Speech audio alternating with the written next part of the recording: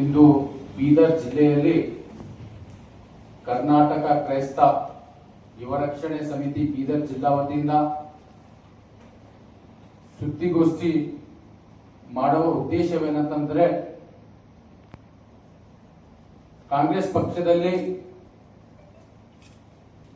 ನಮ್ಮ ಕ್ರೈಸ್ತ ಸಮಾಜವು ಸುಮಾರು ವರ್ಷಗಳಿಂದ ಈ ಕಾಂಗ್ರೆಸ್ ಪಕ್ಷಕ್ಕೆ ಒಂದು ಬೆನ್ನೆಲುಬಾಗಿ ಮತ ಹಾಕ್ತಾ ಬಂದಿದೆ.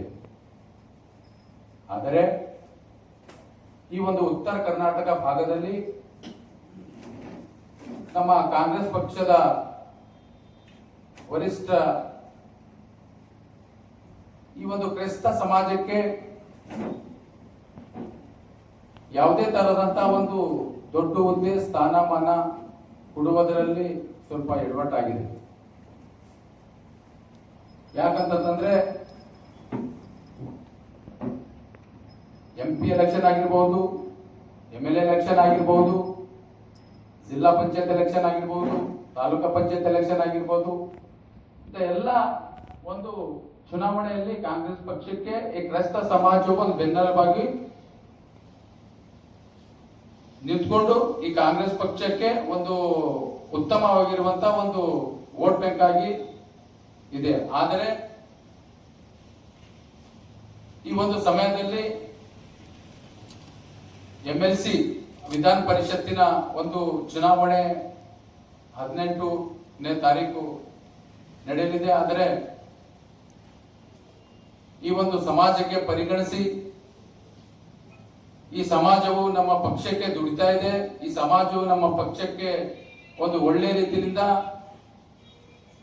ವೋಟ್ ಬ್ಯಾಂಕ್ ಆಗಿದೆ ಎಂಬಂತದನ್ನ ಕಾಂಗ್ರೆಸ್ ಪಕ್ಷದ ವರಿಷ್ಠ ಮಾನ್ಯ DK ಶಿವಕುಮಾರ್ ಸಾಹೇಬರು,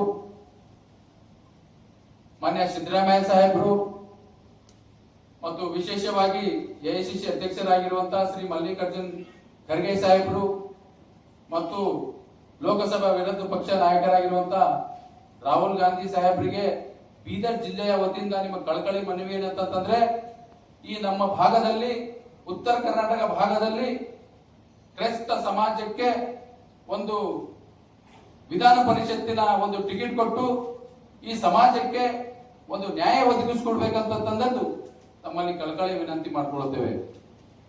ಅದೇ ರೀತಿಯಾಗಿ ಈ ಸಮಾಜವು ನಿಮ್ಮ ಪಕ್ಷಕ್ಕೆ ಸುಮಾರು ವರ್ಷಗಳಿಂದ ಒಂದು ಬೆನ್ನೆಲುಬಾಗಿ ಕೆಲಸ ಮಾಡ್ತಾ ಇದೆ, ಮುಂದೆನೂ ಸಹ ಮಾಡ್ತೀವಿ ಎಂಬಕ್ಕಂಥದನ್ನ ಭರವಸೆ ನಿಮಗೆ ಹೇಳಕ್ ಇಷ್ಟಪಡ್ತೀನಿ.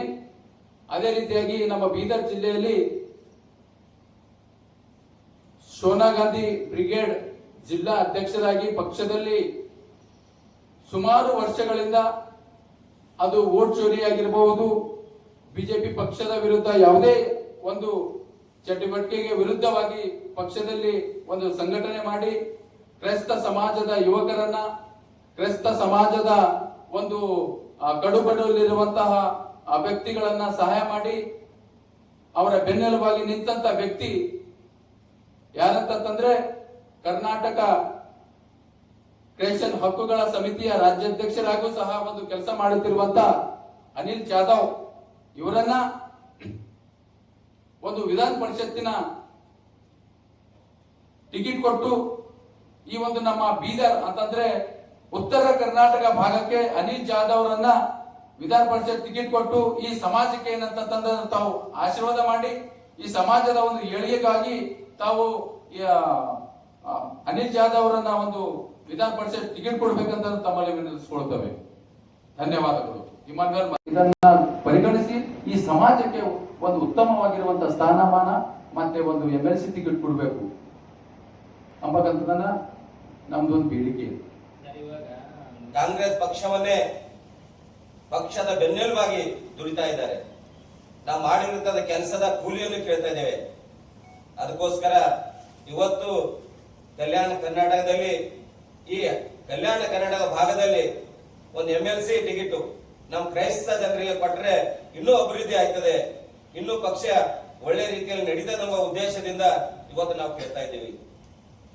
ಅದಕ್ಕೋಸ್ಕರ ಕಾಂಗ್ರೆಸ್ ಪಕ್ಷ ಕ್ರೈಸ್ತರ ಯಾವತ್ತು ಕ್ರೈಸ್ತರಿಗೋಸ್ಕರ ಕ್ರೈಸ್ತರು ಕಾಂಗ್ರೆಸ್ ಪಕ್ಷದ ಬೆನ್ನೆಲುಬು ಅಂತ ಹೇಳ್ಕೊತಾ ಬರ್ತಾ ಇದ್ದಾರೆ.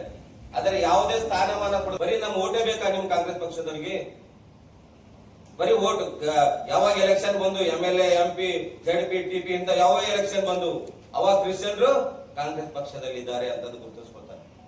ಕಾಂಗ್ರೆಸ್ ಬಿಟ್ಟು ಕ್ರಿಶ್ಚಿಯನ್ ಬೇರೆ ಕಡೆ ಓಟ್ ಹಾಕಲ್ಲ ಅಂತ ಹೇಳ್ತಾರೆ. ಇವತ್ತಿಗೆ ಯಾಕ ನಮಗೆ MLC ಟಿಕೆಟ್ ಕೊಡಬಹುದು ಈ ಭಾಗದಲ್ಲಿ? ಕಾಂಗ್ರೆಸ್ ಪಕ್ಷದಲ್ಲಿ ನಾವು ಇದನ್ನು ಕೇಳಂತ ಪ್ರಶ್ನೆ ಇದೆ ನಮ್ಮಲ್ಲಿ.